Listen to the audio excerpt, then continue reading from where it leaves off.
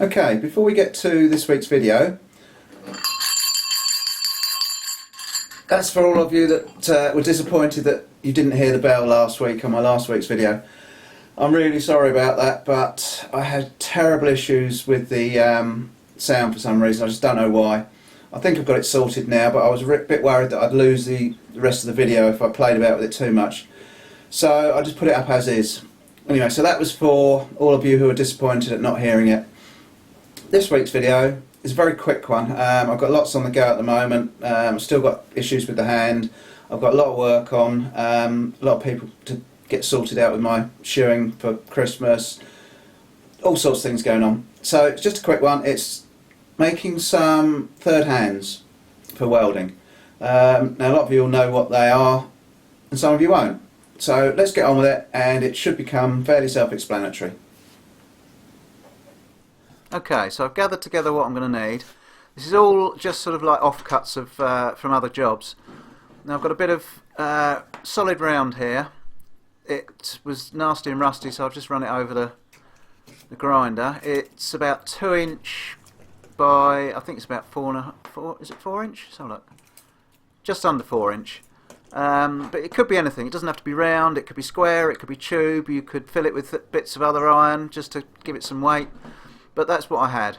Now some 10mm round, again offcuts, and I haven't planned any sizes. These are just 7 inch and about 15 inch, and then 2 tips from a MIG gun. If you've got old ones, even better, but I hadn't, so a couple of new ones, and a 6mm tap. So let's get on with the first job. First thing is to drill and tap these short bits of 10mm. Let's put some lubrication on there. Set up the centre drill. Sorry it's a bit dark over here. I really must invest in some lights for this side of the shop for when I'm filming. Will actually be quite handy even when I'm not filming. It's pretty dark over here. So we're just going to centre drill and back it off. Swap out the drill. I'll find it around here somewhere.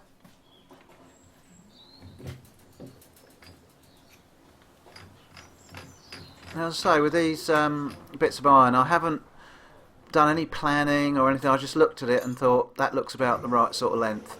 So you can make it any length you like. The legs for either end, and you don't have to make them out of 10mm. You can make it out of whatever you like. Bit of rebar, bit of 1/2 inch square, bit of 1/4 square, whatever you like, whatever you happen to have lying about.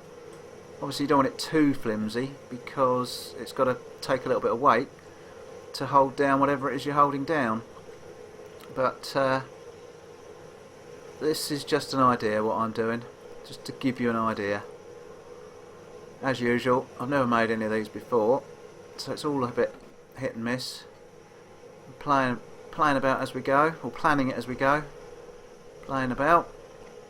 I don't think I really needed to drill that hole that deep. At the end of the day, I've only got to put a bit of a tip off the MIG in, which has only got about a 1/4 inch length of 6mm thread, so I think I've drilled that way too deep. Never mind. Right, let's take that drill out. Now I could, if I could be bothered, just put the tap in the chuck and start it that way, but as I've got another one of these to do, I'm not going to keep chucking things up and down. So it doesn't have to be, 100% accurate, but this gets a bit of a better start than if you were just doing it by eye. Right, so that's just got a couple of threads in, going in fairly straight. We'll whip that out, stick it up in the vise where it's much easier to use. There you go, that's pretty nice and straight. Right, so we'll just thread that, 2 turns and break off the chip. And if you listen you can hear it.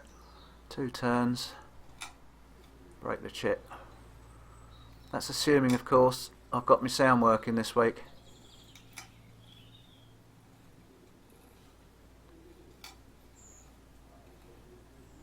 Yeah, there's no way I needed to go that deep, so I was wasting my time a bit, really. I say, it's only about 1/4 inch long. So, just knock out all the muck. Let's see if it'll go in. Yeah, look at that, lovely. And what I shall do is I'll grind the point to a bit of a sharper point before we're finished. Let's do that now. Now I've got them all done. Both done, shall I say. They don't have to be pointed, but I just think it'll pinpoint the, make it easier if you want to use it on something small. You want to really pinpoint your weight onto the centre of something small. It'd be better if the ends are quite sharp. Just going to put a dull point onto these. Doesn't need to be anything spectacular. In fact, you don't even need to put a point on it, to be honest. It will sit wherever it sits. But I'm just going to point them up. This is where I have trouble gripping to turn things.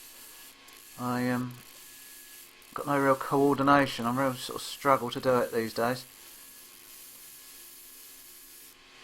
There you go. One more, and then we're sorted.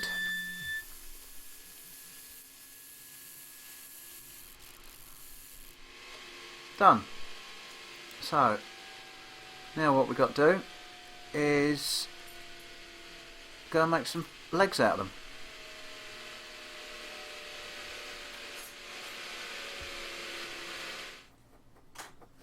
Right, so the front ones with the tip from the MIG, I'm going to bend at almost 90 degrees. Now I'm going to stick them in my bender and do them about 3.5 overall. Again, that's just sort of guessing, not any measurement that I've calculated, just a guess. Now that's not clamping up very well with the two of them in there, so just to make it clamp up better, I just put a bit of 10mm above it the other way. That clamps them up much tighter. You find that the bottom one doesn't clamp otherwise. Alright, let's pull that round. Say almost 90.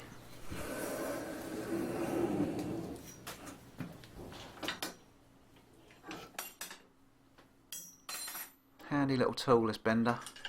Do a lot of work with that. Right, there you go. Two nice little front legs. Almost 90.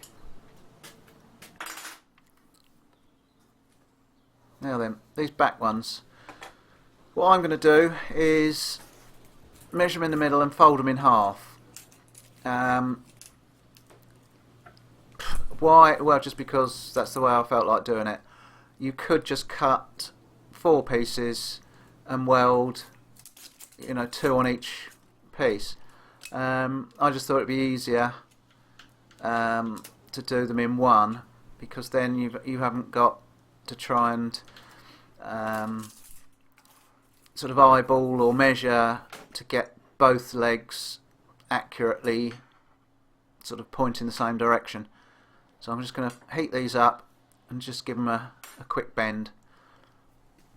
You could do it in the forge, but it would be quite difficult to isolate the heat to the middle. So I'm just going to do it with the gas axe. But if you haven't got one of these, as I say, you could just cut 4 pieces and weld 4 of them on, or 2 on each bit, each body, as it were. So just get this nice and warm. Doesn't take long. This is oxypropane, it's not oxyacetylene, so it takes a bit longer. It's not as hot as acetylene by any stretch of the imagination, but much cheaper. There you go. Just fold it up to about, I don't know what that is, probably 30 degrees, something like that, I guess. So let's see how we get on putting it all together. So we've got the front ones, your bodies and your back legs. I don't know if I'm going to bend these back legs, you know, a little couple of inches at the bottom, but we'll see once we get it put together, see what it looks like. So I'm going to put these front ones on first. I'm just going to eyeball them up. Again, no real measurement. It's not rocket science, this particular job. You know, near enough's good enough. So I just eyeball that up, give it a tack, see if it looks straight both ways. That one looks pretty good. Go with the other one, turn it up the other way because that's not particularly round, that bit of bar. It looks like someone squashed it at the other end. Another tack. Eyeball it up. That's not square, so just tap it around a bit. That looks better. Right, let's get my helmet on and we'll weld them up.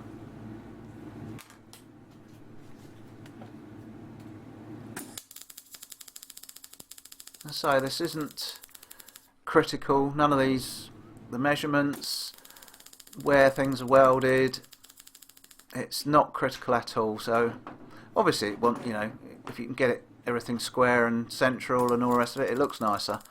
But you know, I haven't got an awful lot of time to mess about. You know, you could drill holes in the middle of it, put it up in the lathe drill hole so it goes in exactly where you want it in the centre, but this is good enough for me. Give it a quick brush off, have a little look.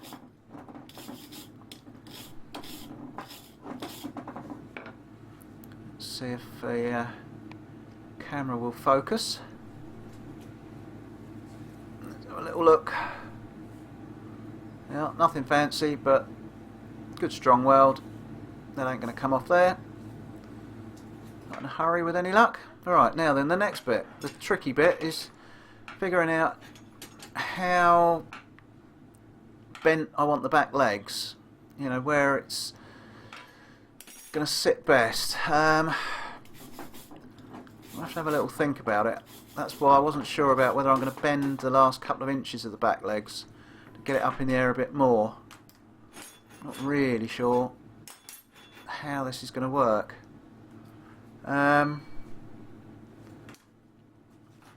Let's get the magnet out, see if we can line it up with that.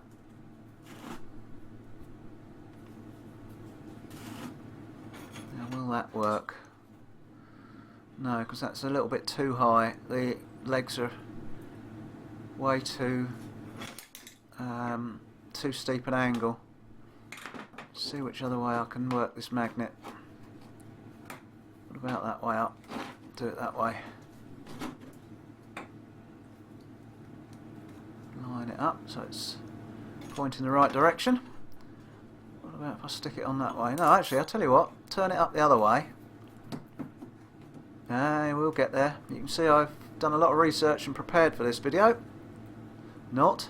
Nah, that's better. Yeah, I reckon if we sort that like that, give that a tack, and that'll do. Again, just eyeball it in the middle, little tack, and let's have a look, see what it looks like.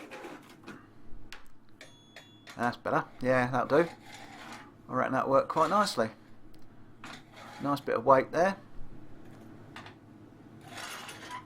It's got some reach, so you can reach over things. Yeah, that'll do for me. Run a decent weld around it. Don't want it falling apart. Not that I think it would, even if I just tacked it together, but might as well do a decent job of it. Lovely. Yeah, I reckon that'll do. Just a job. So, nice bit of weight up the front there. Yeah, lovely. Alright, see if we can do the other one. Oh, let's have a look, see if it works. That's the sort of thing you can do with it. Just sort of hold things together while you get a tack on them. So let's do the other one. Same process.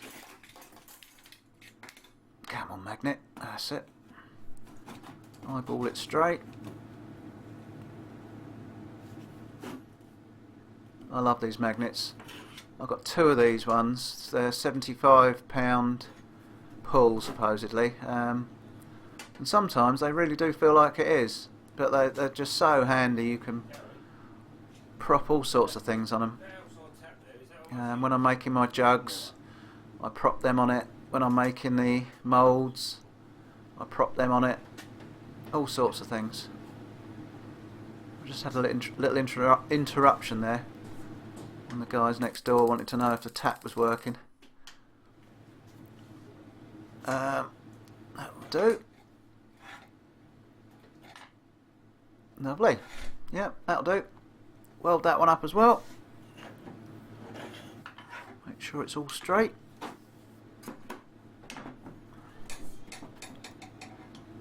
I'll probably give these a coat of paint at a later date, or maybe tomorrow. No, not tomorrow. I'm not in tomorrow.